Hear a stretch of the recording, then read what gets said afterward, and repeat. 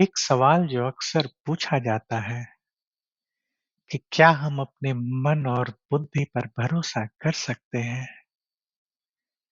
मैं एक छोटा जवाब देता हूँ इसका हमेशा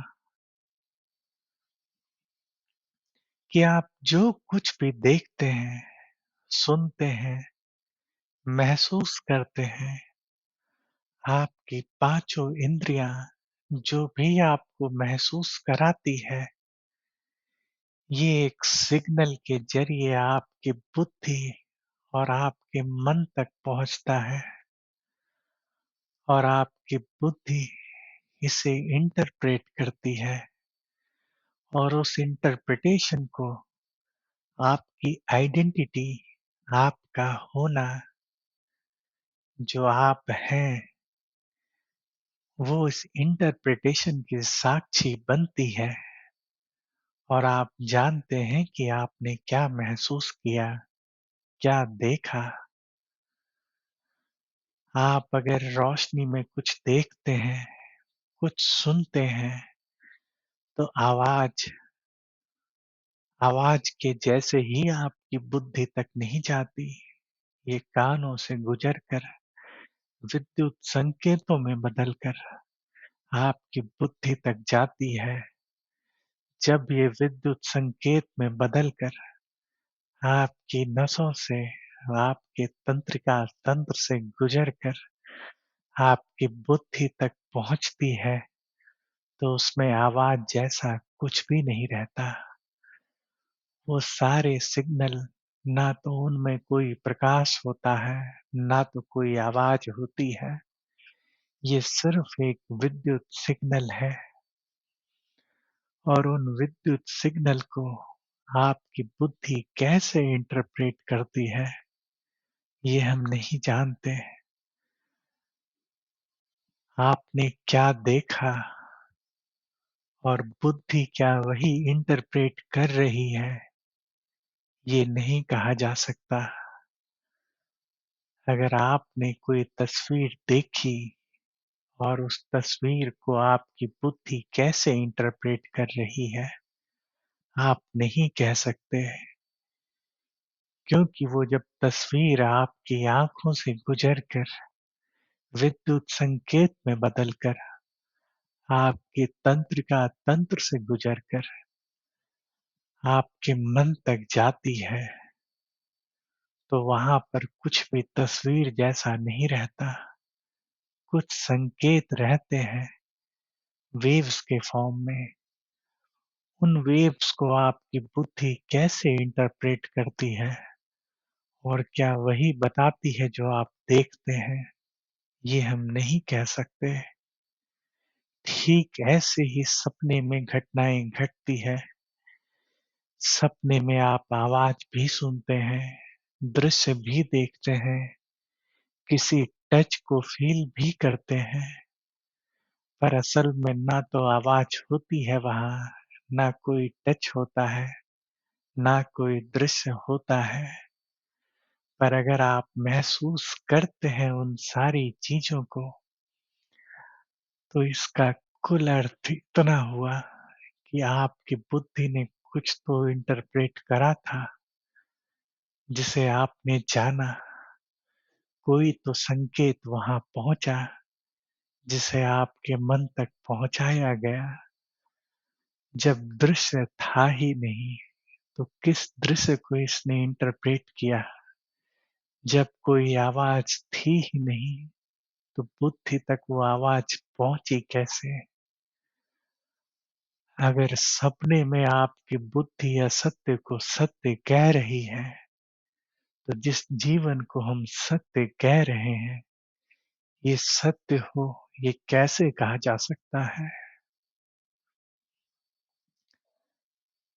इसका ज्ञान सिर्फ आप अपनी बुद्धि से ही ले सकते हैं कि ये जीवन जो आपके आसपास घट रहा है, ये जरूरी नहीं कि सत्य है। आज हम कोई चर्चा नहीं कर रहे हैं अद्वैत के संबंध में, कोई चर्चा नहीं कर रहे माया के संबंध में। आज इस संसार को वैसे ही देखते हैं जैसे ये दिखता है। पर बस जानने की कोशिश कर रहे हैं कि जो भी आपको दिखता है, आप सुनते हैं, आप छूते हैं, आप स्वाद लेते हैं, जो कुछ भी भोगते हैं अपनी इंद्रियों से, ये सब कुछ सिर्फ संकेत से ज़्यादा कुछ नहीं है आपकी बुद्धि में। कोई भी दृश्य, कोई भी टच, कोई भी आवाज़, ये सिर्फ आपकी बुद्धि का इंटरप्रिटेशन है।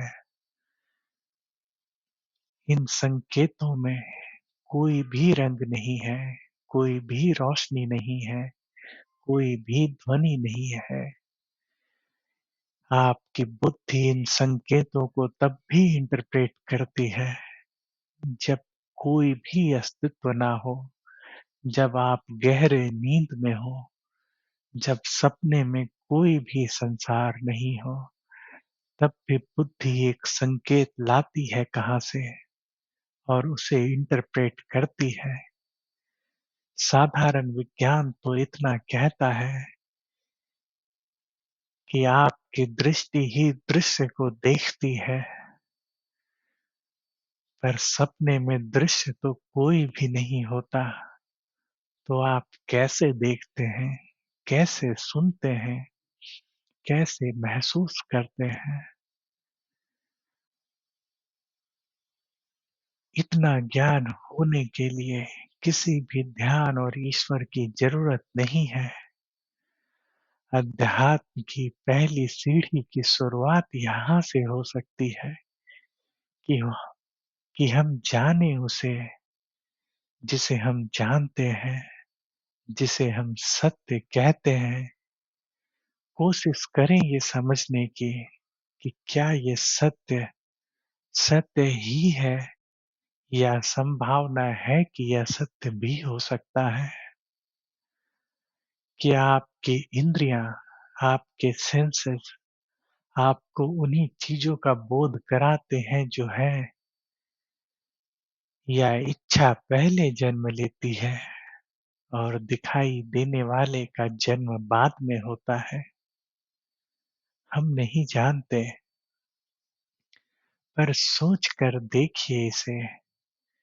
ये शायद बदले आपके जीवन को। हमेशा कहा जाता है या पूछा जाता है कि क्या हम अपने मन और बुद्धि पर भरोसा कर सकते हैं? तो सोच कर देखिए इसे, जो मैंने अभी कहा। आप सपने में किसी रोशनी को कैसे देखते हैं? कैसे बुद्धि तक उसकी संकेत पहुंचती है? कैसे वो आवाज आप सुनते हैं जो है नहीं? कैसे वो दृश्य देखते हैं आप जो है नहीं? कैसे एक संसार का निर्माण करते हैं जो है नहीं? आप अपनी बुद्धि से ही जान पाते हैं कि कुछ आप सपना देख रहे हैं, पर बुद्धि तो असत्य को सत्य कह रही है, जिस जिसका एहसास आपको सपना टूटने के बाद होता है। तो सोच कर देखिए कि ये जीवन जिसे आप सत्य कहते हैं, जिसे वास्तविक कहते हैं, क्या ये भी तो सपना नहीं?